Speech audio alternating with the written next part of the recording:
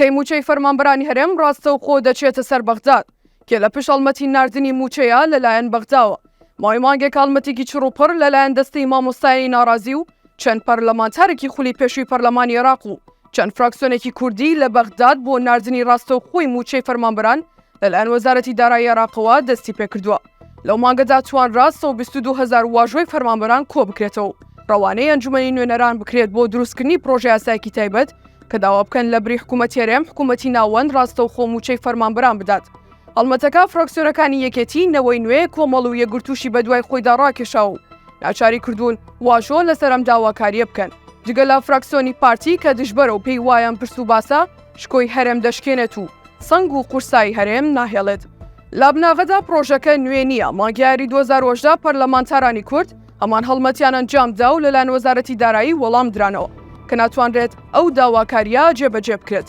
لە ئازاری 2019 بۆ 2021 و سەراتاکانی 2023دا ئەمان هەڵمەت دیسان دووبارە و سێبارە و چواربارە کرانەوە و دیسان هیچ ئەنجامێکیان نەبوو.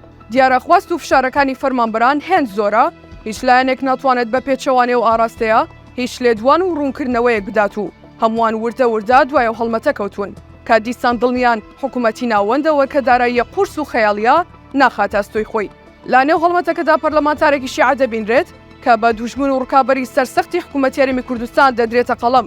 یوسف کیلابی ئەو پەرلەمانتارەیە کامیشە لەمپەڕی دارایی هەرێم بووە و دەیەوێت ئەم جارە خۆی سەرپەرشتی هەڵمەتەکە و پرۆژە یاساکەش بکات.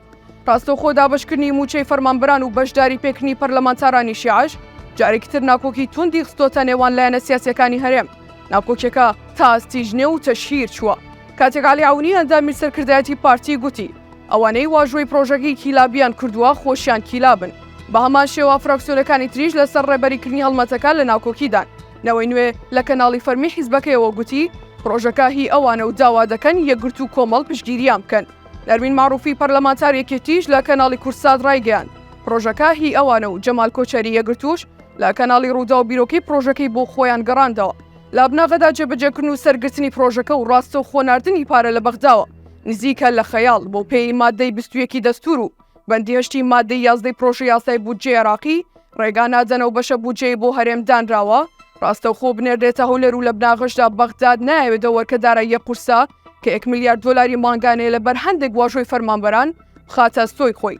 لە کاتێکدا خۆشی کورتێنانی هەیە و ترسی دابین نەکردنی موچەکەی خۆی هەیە.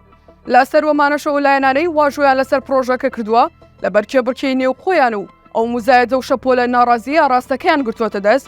نایەنەوێت ڕاستیەکە بڵێن و دەیانەوێت هەرچۆنێک بووە بەو هەڵا دروستکردنا مژدەکانی پێشووتریان بە فەرمانبەران داپۆشن. بەوەی ئەگەر نەودرایە دەستی عێراقی دیکێشەی موچە و بودجە لە هەرێم نامێنێت.